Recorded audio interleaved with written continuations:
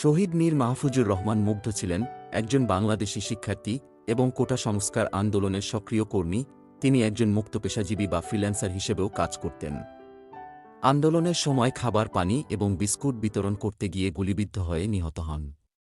মুগ্ধর মৃত্যু কোটা সংস্কার আন্দোলনের একটি গুরুত্বপূর্ণ ঘটনা হিসেবে স্মরণীয় হয়ে আছে। ভাই, পানি লাগবে কারো, পানি, মুগ্ধের এ কথাটি এখনও সারা বাংলাদেশকে কাঁদায়। মুগ্ধর বাবার নাম মীর মোস্তাফিজুর রহমান, মায়ের নাম শাহানা চৌধুরী।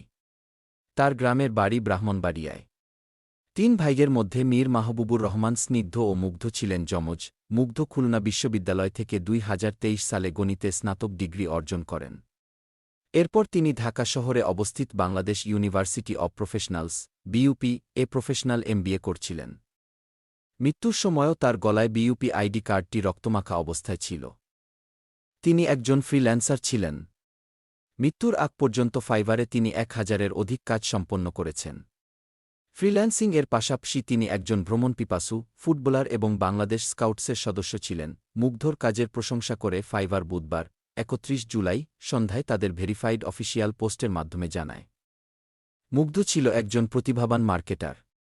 বিশেষ করে সার্চ ইঞ্জিন অপটিমাইজেশন, সিইও এবং সোশ্যাল মিডিয়া বিষয়ে তার অসাধারণ দক্ষতা ছিল। 2024 সালের 18 জুলাই সন্ধ্যার সময় ঢাকায় কোটা সংস্কার আন্দোলনে সংঘর্ষ চলাকালীন মুগ্ধ গুলিবিদ্ধ হয়ে মৃত্যুবরণ করেন। তার মৃত্যুর পরপরই একটি ছোট ভিডিও সামাজিক যোগাযোগ মাধ্যমে ফেসবুকে ছড়িয়ে পড়ে, যেটি পোস্ট করেছিলেন তার যমজ ভাই মীর মাহবুবুর রহমান স্নিগ্ধ। ফাইবার তার মৃত্যুতে সোশ্যাল মিডিয়ায় শোক প্রকাশ করেছে। বাংলাদেশে সরকারি চাকরিতে কোটা সংস্কারের দাবিতে আন্দোলনের সময় সহিংসতায় বাংলাদেশ সরকারের হিসেব অনুযায়ী 150 জন মানুষের মৃত্যু হয়েছে।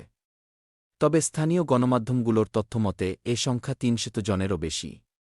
মুগ্ধর মৃত্যু এই আন্দোলনের সময় ঘটে যাওয়া উল্লেখযোগ্য মৃত্যুগুলোর মধ্যে অন্যতম এবং এটি সামাজিক এবং রাজনৈতিক পরিমণ্ডলে ব্যাপক আলোচনার সৃষ্টি করেছে। মীর মাহফুজুর রহমান মুগ্ধ 18 জুলাই রাজধানীর উত্তরায় কোটা সংস্কারের আন্দোলনের পুলিশের হাতে গুলিবিদ্ধ হলে তার বন্ধু জাকিরুল ইসলাম তাকে ক্রিসেন্ট হাসপাতালে ইমার্জেন্সিভাবে নিয়ে গেলে চিকিৎসা শেষে ডাক্তার রুম থেকে বের হয়ে তাকে মৃত ঘোষণা করেন। মুগ্ধর মৃত্যু কোটা সংস্কার আন্দোলনের একটি প্রতীকী ঘটনা হিসেবে বিবেচনা করা হয় এবং এটি আন্দোলনকারীদের মধ্যে একটি শক্তিশালী প্রতীক হয়ে ওঠে।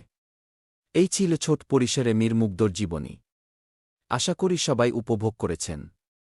কাপুরুষের মতো বাঁচার চেয়ে মীর মুগ্ধর মতো বাঁচতে শিখুন। ধন্যবাদ।